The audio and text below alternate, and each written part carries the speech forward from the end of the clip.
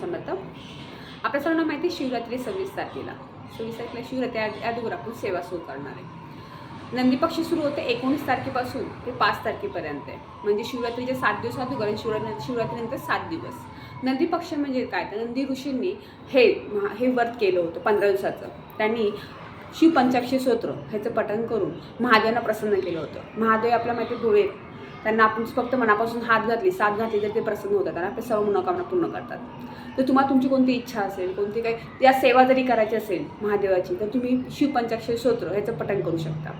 शिवपंचाक्षरी स्तोत्र तुम्ही संकल्पयुक्तही करू शकता तरी चालेल. तुमची कोणती इच्छा असेल तुम्ही संकल्पयुक्तही करा.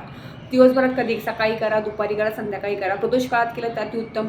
शिवमंदिरात जाऊन केलं तरी चालेल. तुम्ही तुमच्या देवघरात बसून जरी केलं तरी खूप छान राहील, उत्तम राहील. तुम्ही म्हणाल तुम्ही एकदा पठण करा, 5 वेळा करा, 18 वेळा करा, 21 वेळा करा, 108 वेळा करा. जशी इच्छा असेल तेवढ्या वेळा करा.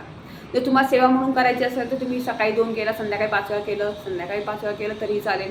म्हणजे जसं जमत तसं तुम्ही केलं तरी चालेल. खूप मोठं नाही, छोटंच आहे, तुम्ही करू शकता आरामशीर.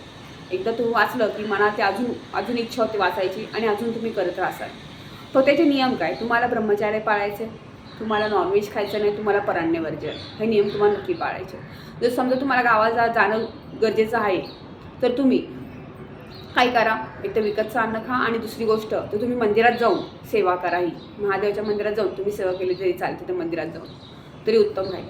ही सेवा नक्की करा. आणि आपली कोणती इच्छा असेल किंवा तुम्हाला सेवा जरी करायची असेल तर खूप छान राहील. कारण महादेवाची सेवा आपल्याला माहिती आहे, महादेव सदाशिव भोळे त्यांची सेवा केली तर आपली सगळ्या इच्छा पूर्ण होतात, आपले कष्ट दुःख दूर होतात, आपलं आरोग्य चांगलं राहतं. त्यामुळे सेवा नक्की करा, तुम्हाला खूप छान प्रभाव याचा भेटेल. श्री स्वामी समर्थ.